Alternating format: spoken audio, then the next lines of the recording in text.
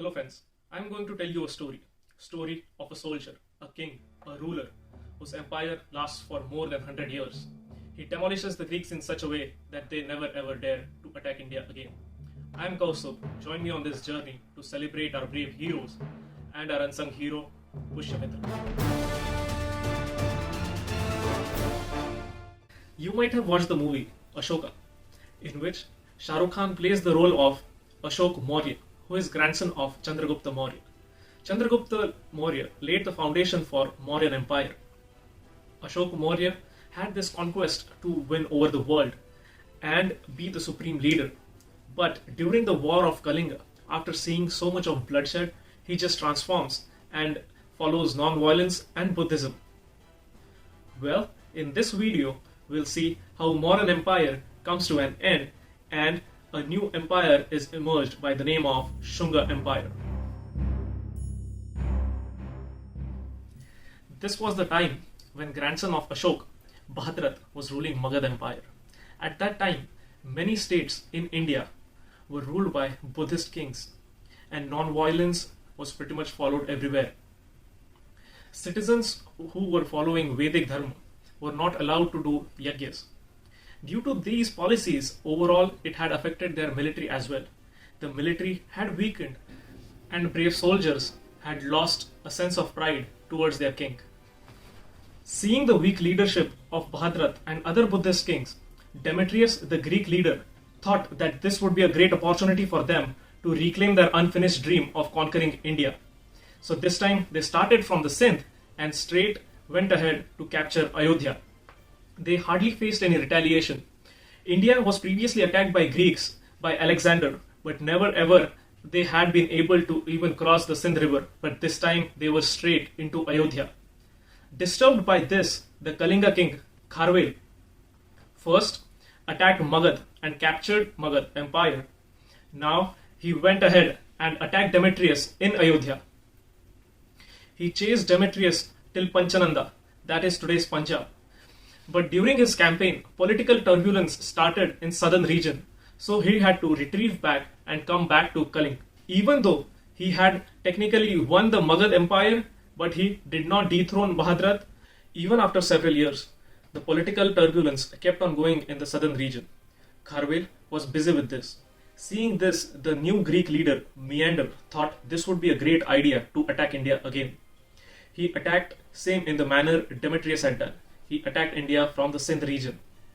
But this time, he deceived the Buddhist people by saying that he likes Buddhist principles and he would be following them in the days to come. So, Buddhist people were fooled by him and they started following him. He did not face any retaliation from the Buddhist people as they had faith that he would follow Buddhism in the days to come and that it would help them to spread Buddhism. They also called him Milind. As he had no retaliation, he straight came and halted in Ayodhya, where he stationed and strengthened his army. Looking at the urgency of the moment, King Bhadrath of the Magad Empire appointed a normal soldier, Pushyamitra, as the Senapati of the army. Pushyamitra was a normal soldier, but he followed Vedic dharma and was a staunch devotee of Lord Shiva. He also believed in Kshatriya dharma, that is, he believed in killing of the demons. This made him stand out during this deathly situation. He started growing his army after becoming the Senapati and strengthening it. He had overall good control over the administration. Meanwhile, the attacks from Meander caused a stir within the intellectuals of Vedic dharma, and they wanted the current king Bhadrath to be replaced. But they were thinking of who would be the new king, and the answer was straight in front of them. It was none other than Pushyamitra. Following this, there was a plan to assassinate King Bhadrath. There was an artillery ceremony kept in Magad Empire, in which King Bhadrath was invited. Suddenly, a noisy argument started emerging from the place where Bhadrath was sitting. Seeing this, the Bhadrath was distracted.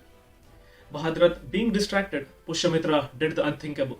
He beheaded the king in front of all the citizens of Magad Empire.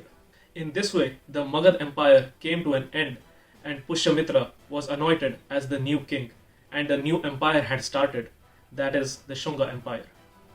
There was not much opposition to Pushyamitra's act of assassinating the king, as everyone thought that this was the Raj Dharma. Soldiers also sided with Pushyamitra, as they were pretty much agitated by seeing the injustice done by Bahadrat on the citizens of Magad. Once Pushyamitra was made the king, he started acting against the Greeks. He first attacked them in Ayodhya with his brave soldiers. Then he started acquiring the land that belonged to India. He then retaliated so much that he expanded our empire towards the Sindh region. But this time, he did not make the mistake made by Kharwed. He ensured that the boundary with Greeks is fixed once and for all. This was such a powerful blow by Pushyamitra that Greeks lost all their strength as well as mental power to attack India again.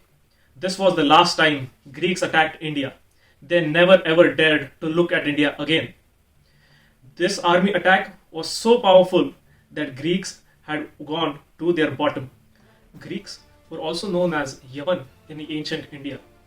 As Pushyamitra finished Greeks from India, he is also known as Yavanantak, that is the person who finished Greeks from India. So what do we learn from this story? We learn that it might be multiple times that invaders might have attacked India, destroyed us, but every time we have retaliated and attacked them in return with more grit and power. And it was not non-violence, but the sheer strength of our army and our soldiers and the citizens of India that has got us this independence. And in future, we should also remember that non-violence is good, but whenever there is attack on our culture, we should retaliate back.